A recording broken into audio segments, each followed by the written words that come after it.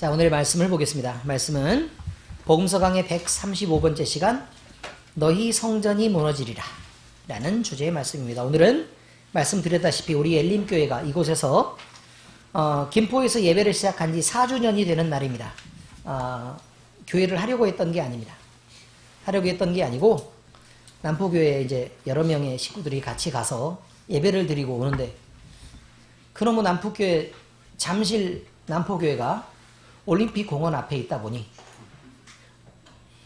맨날 마라톤을 해가지고, 마라톤 시즌입니다. 지금 마라톤 시즌이어가지고 날이면 날마다 마라톤을 하는 바람에 거의 한 달 동안 예배를 못 드리고, 들어가면 거기 길을 차단하니까 막혀서 거기서 돌아오고 또 돌아오고를 반복하게 되었습니다. 지금 여기 우리 교회를 처음 시작했던 멤버들은 남포교회에서 맨 앞자리는 세신자 자리고요. 세신자라 아무나 앉을 수가 없는 자리입니다. 두 번째 자리부터 이제 가장 부지런한 사람들이 앉고 그러는 거거든요. 저희 모두는 두 번째 자리에 앉았습니다. 그래가지고 쭉 줄을 맞춰서 이렇게 있다가 한순간에 여기서 예배를 시작하면서 갑자기 두 번째 자리가 텅 비게 되었습니다. 하나님이 채우셨을 걸로 믿지만 사뭇 충격을 받지 않았을 수가 없습니다. 어쨌든 그래서 여기 와가지고 저희는 그냥 가정 예배를 드리고 그럴라 그랬었는데, 정희재 집사님이 살살 꼬셔가지고 그럼 우리도 같이 예배 좀 해보면 안 되냐, 이래가지고 잠깐 여기서 예배를 시작하게 되어서 어쩌다 보니, 아니 전도사님이고 강도사님이고 그런데 왜 교회를 못하냐, 우리 교회를 하자라고 해서 기도해보고 한다 그랬는데 식구들이 몰아붙이는 바람에 사실 어쩔 수 없이 교회를 시작하게 되었습니다. 사모님의 큰 반대가 있었지만 그 위험을 이기고 교회가 시작되었습니다. 그동안 크고 작은 일이 많았습니다. 여러 사람들이 요구하는 중에 지금 40여 명의 성도들이 예배하는 가정교회 규모의 교회로 자리를 잡아서 각자의 위치에서 하나님의 교회를 섬기면서 하나님의 사역을 해나가고 있습니다. 하나님이 우리 모두를 한자리에 모이게 하시고 또 우리를 통해 일하시며 우리를 예전과는 비교할 수도 없이 바꿔내시고 우리를 회복시키셔서 영광을 받아주심을 인하여 온 교회를 대표해서 우리 하나님 앞에 감사와 찬미로 경배를 올려드립니다. 변한 것을 말하자면 이루 말할 수 없습니다. 이은교 집사가 눈을 감게 되었습니다. 여러 모습들이 많이 변했고 참 많이 감사한 일입니다. 가장 많이는 저부터 성질이 좀 바뀌었고요. 그렇게 되었습니다. 참 못나고 못됐었는데 그 성질 다 부리지 못하는 자리에 하나님이 밀어붙이니까, 그래서 참고 견디는 중에 지금 훈련받고 있는 중입니다. 오늘 이 기쁘고 즐거운 날에 하필이면 마음껏 하나님을 찬송하는 예배가 이루어져야 되는데, 제목이 너희의 성전이 무너지리라 라는 제목으로 오늘 말씀을 전하겠습니다. 복음서 강의 135번째 시간입니다. 우리는 그동안 예루살렘을 중심으로 모였던 유대 교회가요, 하나님의 뜻을 이 사람들이 어떻게 거부해 왔고 또 하나님의 베푸신 은혜들을 어떻게 거절해 왔었는지, 그리고 돌이켜 예수님을 얼마나 핍박해 왔었는지에 대해서 우리는 복음서 강해를 통해 쭉 배워왔습니다. 지금까지 우리가 들었던 이 말씀은 유대의 멸망과 성전의 파괴라는 그런 결과를 향해서 갈 수밖에 없을 만큼 그들은 당연한 행동들을 일삼고 있었고, 그들의 믿음은 비난받고 비판받아야 마땅했죠. 누구에게 비난받아야 됐었냐면 사람이 아니라 하나님에게 말입니다. 그래서 하나님은 브레이크 없이 질주하는 그런 어리석은 유대 종교자들과 완악한 유대인들을 향해서요, 이렇게 성전이 무너지리라 라는 예언의 말씀을 지금 하고 있는 것입니다. 자, 그런데 우리하고 전혀 무관한 일이 아닙니다. 지금 이 시대를 살아가는 우리에게도요, 반드시 우리가 기억해야 될 말씀인 것을 우리가 생각을 해야 합니다. 지금 우리의 신앙하는 모습이 과연 그때 유대인들의 모습이나 아니면 그들이 가지는 행동들이나 태도, 사람을 만나는 것, 그 다음에 하나님을 대하는 그런 태도에서 과연 우리는 그들과 다른가라는 것을 살펴야 한다는 의미입니다. 오늘 말씀을 듣고 복음의 말씀을 나누는 중에 결단하고 돌아오는 은혜, 또 우리의 삶을 고쳐내는 은혜가 우리 모두에게 임하시기를 우리 주 예수 그리스도의 이름으로 축원합니다. 자, 오늘 성경 말씀은 마태복음 24장 1절 2절 말씀입니다. 자, 상황은 이렇습니다. 예수님은 제자들을 데리고 예루살렘에 있는 하나님의 성전에 갔습니다. 그런데 이것은 우연히 예수님이 그 앞을 이렇게 지나가시다가 성전 옆을 지나가다가 자, 성전을 봐라 라고 얘기한 게 아니라 그곳으로 일부러 목적을 두고 방문하신 것으로 되어 있습니다. 자, 말씀을 보면요, 이렇게 되어 있습니다. 예수께서 성전에 나와서 가실 때 제자들이 성전 건물을 가리켜 보이려고 나왔다, 이렇게 되어 있죠? 네. 그런데 성전을 일부러 찾아갔고, 그리고 그 성전에서 나오면서 성전의 건물을 가리켜서 말씀을 하셨다라는 걸로 되어 있습니다. 자, 그런데 이 성전이 어떤 성전이냐? 그때 예루살렘 성전은 유대의 분봉왕이었던 헤롯이 보수하고 개축한 것으로 그 화려함은 황금으로 덮여 있어서 이루 말할 수 없이 대단했습니다. 자, 그런데요, 성전은 지금까지 몇 개의 성전이 있었죠? 같은 자리에 지어졌다가 망했다, 또 보수되었다가 망했다, 이렇게 해서 세워진 성전은 3개가 있습니다. 다윗이 준비를 했고 솔로몬이 지어서 봉헌했던 예루살렘 성전이 있습니다. 이걸 솔로몬 성전이라고 얘기합니다. 그 성전이 있었습니다. 그런데 그 성전이 영원한 영광으로 갈 것 같이 보였습니다. 그런데 그 예루살렘 성전은 결국 망하고 말았습니다. 포로기에 귀환한 스룹바벨에 의해서 개축된 성전이 있었습니다. 그리고 헤롯이 지어서 봉헌한 이 성전이 있는데 솔로몬 성전, 스룹바벨 성전, 이어 3번째 성전이 헤롯 성전이라고 부르는데요. 지금 이 성전은 영원한 것이 아닙니다. 이 세상에 지어진 성전이 영원하지 않다는 얘기입니다. 유대인들은 지금 로마의 식민지 아래서 지배받는 식민지 백성이었습니다. 그러니까 그들이 드러낼 것들이 아무것도 없는 불쌍한 존재들이었습니다. 그런데도 불구하고 자기들은 지금의 자기들이 어떤 모습으로 있는지도 있는 채 이처럼 겉으로 금칠하여 화려하기에 그지없는 성전의 겉모습을 바라보며 그들이 자랑 삼고 위안 삼았다는 뜻입니다. 여러분, 무슨 자랑 삼을 게 있습니까?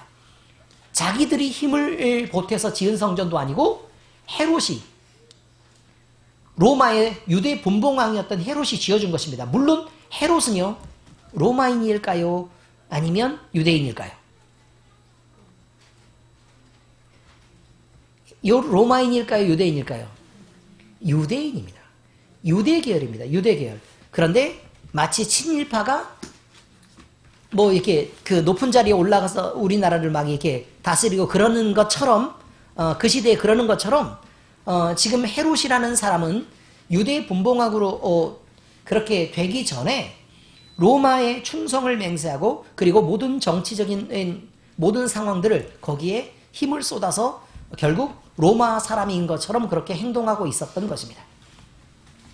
자, 이들이 망한 이유가 있습니다. 그것은 하나님의 백성인데 이 백성이 하나님을 잊고 살고 하나님의 백성이 아닌 것처럼 방탕하게 살았기 때문입니다. 그럼에도 불구하고 자기 조상들의 모습도 못 봤고 우상에 빠져있던 자기 조상들의 죄를 잊었습니다. 그리고 자기들의 본질도 바라보지 못했고 속은 썩어가고 있는데 겉모습은 그저 금칠한 웅장한 화려함을 자랑 삼고 있었다는 것은 안타까운 일이 아닐 수가 없는 것이죠.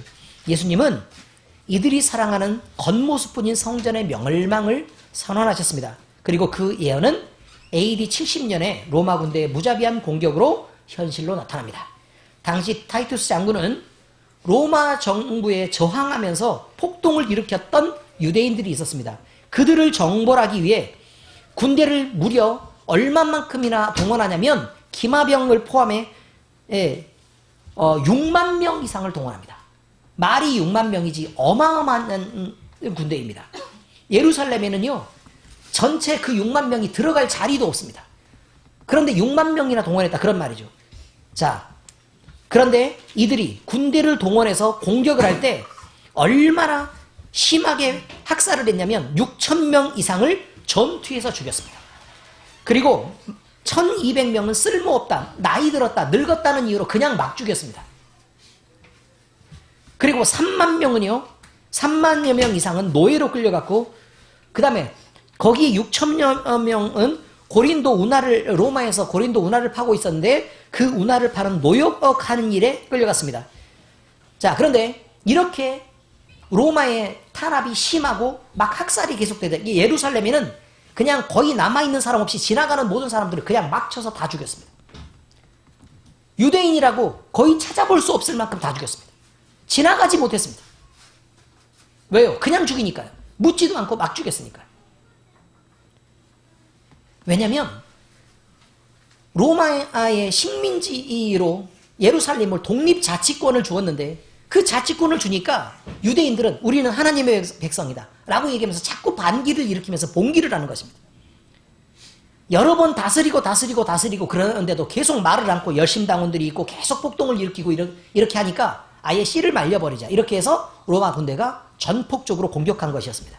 자, 그런데 이 전쟁에서 로마의 칼에, 더러운 이방인의 칼에 죽기 싫다라고 했던 많은 사람들은요, 자기들이 구덩이를 파고 절벽을 만들었는데 그 술무를 당하기 싫어서 5,000명 이상이 골짜기로 다가가서 그들이 자기가 사랑하는 가족을 자기 손으로 밀어서 떨어뜨려 죽이고 자기도 떨어뜨려서 죽었습니다. 자, 이렇게 죽은 사람만 5,000명이 이상이 됩니다. 그리고 그것을 죽기 싫어가지고 무서워가지고 도망을 가고 있던 4,000명 이상은 잔인하게 학살됩니다. 그래서 초토화가 됐고 살아남은 사람이 거의 없다시피 완전히 쑥대밭이 되어버렸습니다. 시체밖에 없었습니다.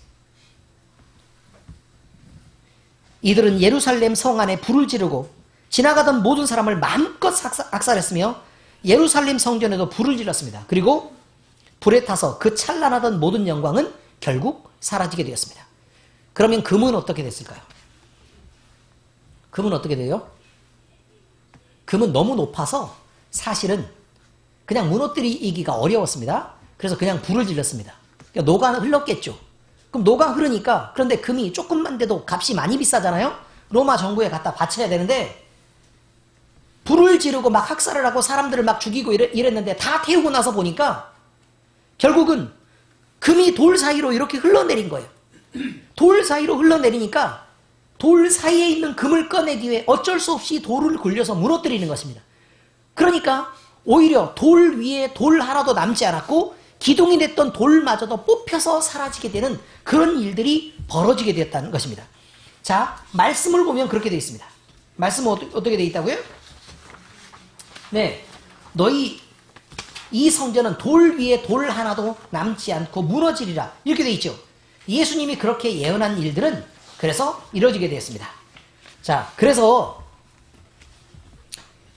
우리는 이 말씀들을 대하면서 이 역사적으로 사실로 드러난 이것들을 보면서 성경에서 예수님이 이렇게 예언한 말씀들이 도대체 왜 이루어질 수밖에 없었을까? 그리고 우리는 이런 것들을 보면서 무슨 생각을 해야 될까라는 것을 이제 생각을 해보도록 하겠습니다. 첫 번째는요, 겉모습만 화려한 것을 성전이라고 말하지 않습니다. 하나님이 거기에 계셔야 성전입니다. 그러므로 우리가 하나님의 성전입니다. 이 일을 잊지 말아야 합니다. 성전은 하나님이 머무시는 곳이다 라고 성경 말씀에 나와 있습니다. 하나님은 그런데 우리 마음의 중심에 오시기를 원하고 우리에게 하나님을 모시라고 말합니다. 그래서 우리 마음이 하나님이 모시는 성전이 되는 것입니다. 그러므로 사도 바울은 성도들에게 편지하기를 너희가 하나님을 모신 하나님의 성전이기 때문에 하나님의 거룩하심을 따라 너희도 거룩해야 된다고 권면합니다. 거룩하신 하나님이 계시는 곳, 그러면 우리가 거룩해야 합니다. 깨끗하신 하나님을 모시려면 거룩해야 합니다.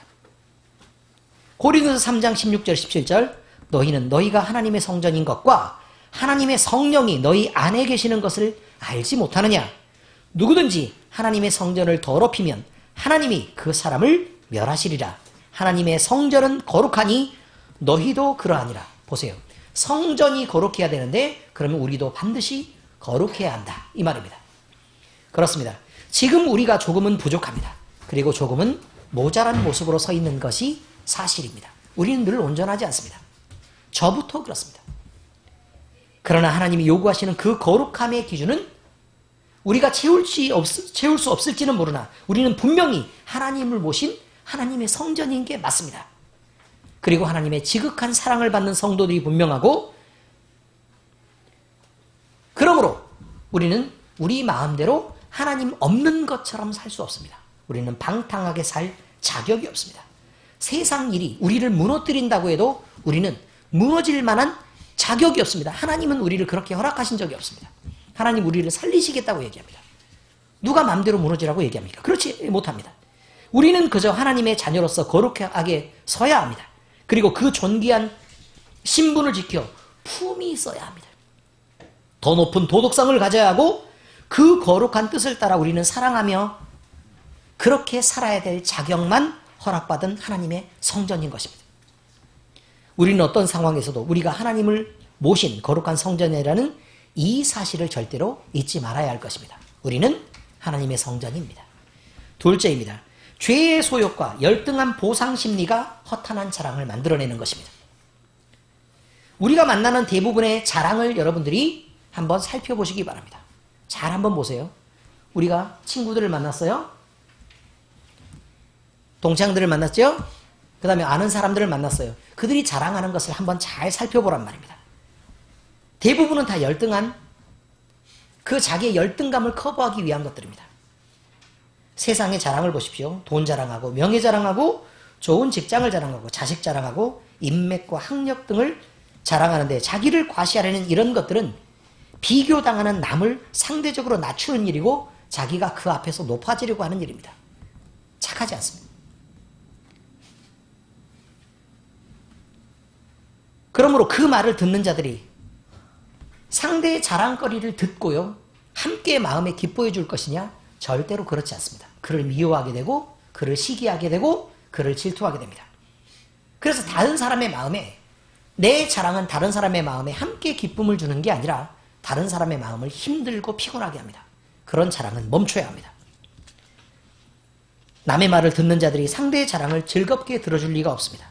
그것을 아는 이들이 그걸 뻔히 알면서도 자랑을 하고 싶은 마음을 참지 못한다면 그것은 그 사람이 지혜가 없는 사람이거나 아니면 남을 배려하지 못하는 인격이 덜 된 사람이 분명합니다.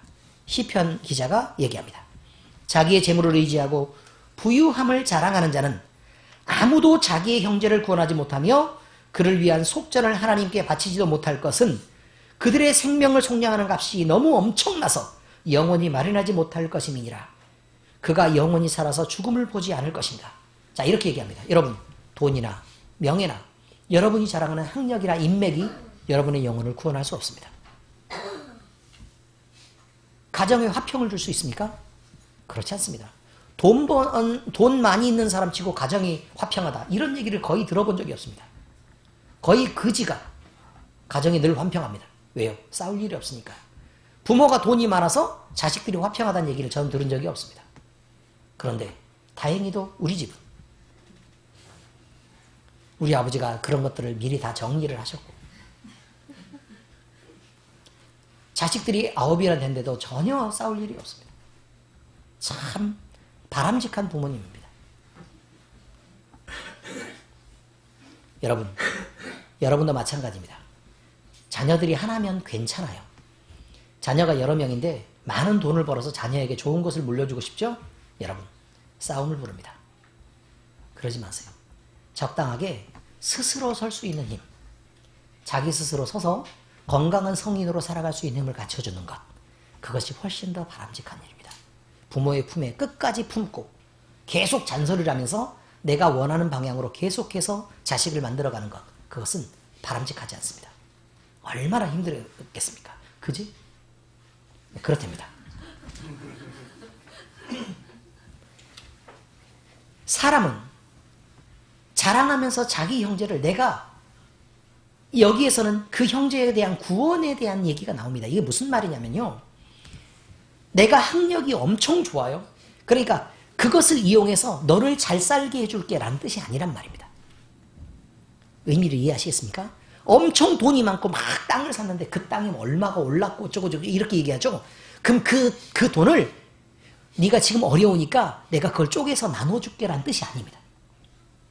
자식을 자랑하는 사람이 이 자식을 훌륭하게 인격이 훌륭한 사람으로 키워서 이 사회에 공헌하는 사람으로 내가 반드시 만들어내서 여러분들에게 유익을 주겠다라고 얘기하는 게 아니란 말입니다, 여러분. 성경은 그 얘기를 하고 있는 것입니다. 다들 허탄하고 빈 껍데기에 대한 자랑을 하고 있다는 뜻입니다. 자랑은 열등감이 지나치다가 그것을 속이고 감싸서 하는 것이 자랑입니다.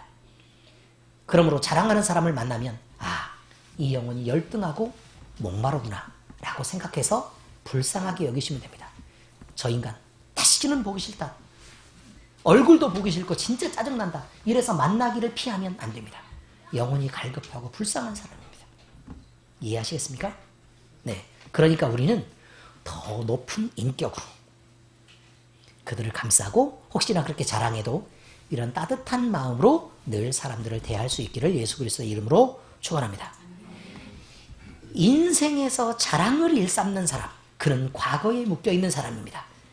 그 자랑은 남을 구원할 수 없을 뿐만 아니라 자신도 구원할 수 없고 그 영혼의 목마름을 채울 수가 없어서 괴로운 것입니다. 인생의 자랑은 참으로 허망합니다. 욥기서 20장은 그렇게 말합니다. 네가 알지 못하느냐? 예로부터 사람이 이 세상에 생긴 때로부터 악인이 이긴다는 자랑도 잠시요 경건하지 못한 자의 즐거움도 잠깐이니라. 의미를 아시겠습니까? 악인이 아무리 이겨서 평생 동안 다 이겼다고 생각을 한번 해보십시오. 그러나 그 인생의 결과가 결국 이긴 것으로 끝나지 않습니다, 여러분. 그러니 잠깐입니다. 여러분 살아보셔서 알잖아요. 결혼한 지 몇 년 되셨죠? 28년 됐답니다. 결혼한 지 몇 년 되셨어요? 그 가정은 결혼한 지 몇 년 됐죠? 30년이요? 징글징글해요. 엄청 오래된 것 같으십니까? 그렇지 않습니다. 보면요. 막 다들 막 이렇게 막 뽀시르기 쳐다보듯이 막 그렇게 쳐다보고 있습니다, 둘이.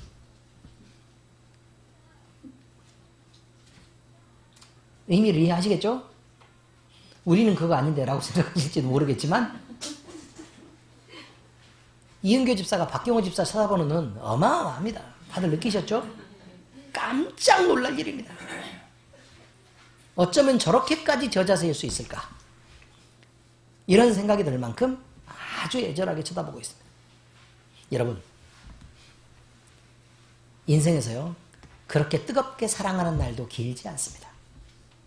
매우 짧습니다. 그러니 허망하다고 얘기하는 것입니다. 근데 인생에서 무엇을 자랑 삼겠습니까? 그것이 영원합니까? 그렇지 않습니다.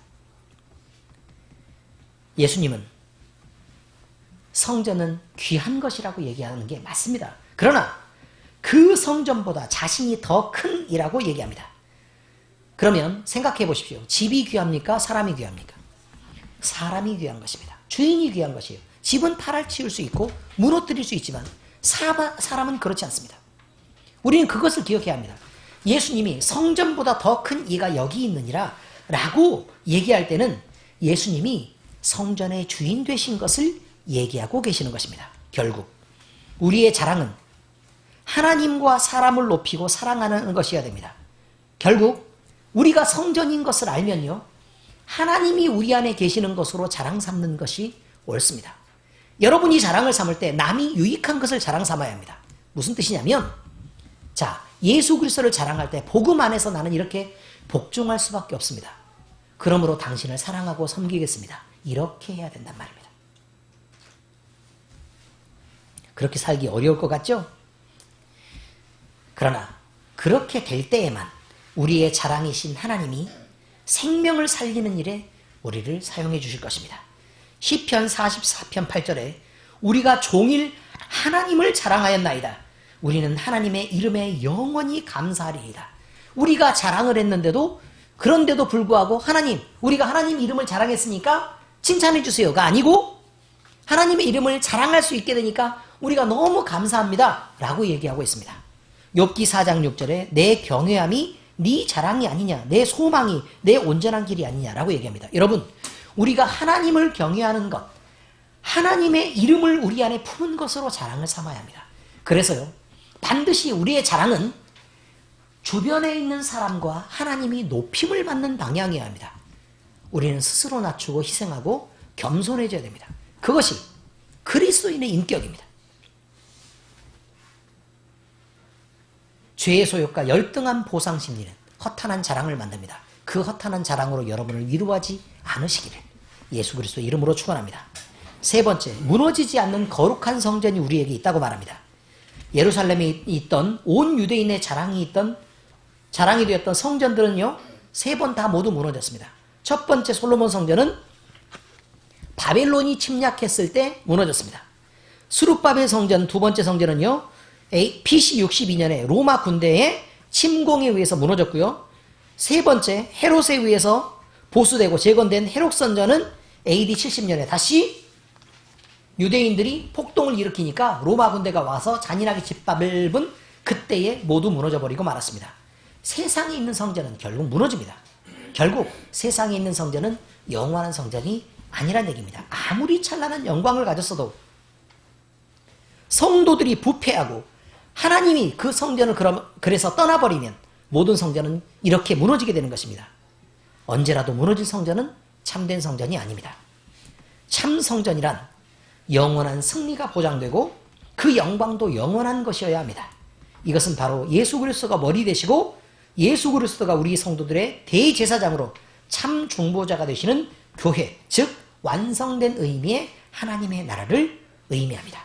이 땅에 있는 교회라고 얘기하지만 이 땅에 있는 교회는 완전한 것이 아닙니다. 늘 죄인들이 모여있고 불화가 있고 싸움이 있고 다툼이 있습니다. 물론 그 안에 양보도 있고 사랑이 있고 희생이 있고 섬김이 있는 것도 사실입니다. 그러나 완벽하진 않습니다. 그러나 이 험난한 세상이 끝나는 날, 하나님의 나라가 오게 되는, 예수님이 다시 오는 그날이 되면 하나님의 나라의 교회는 하나님을 찬양하는 영원한 영광으로만 가득하게 될 것입니다. 그곳은 죄인도 없고 상함도 없고 해함도 없을 것입니다.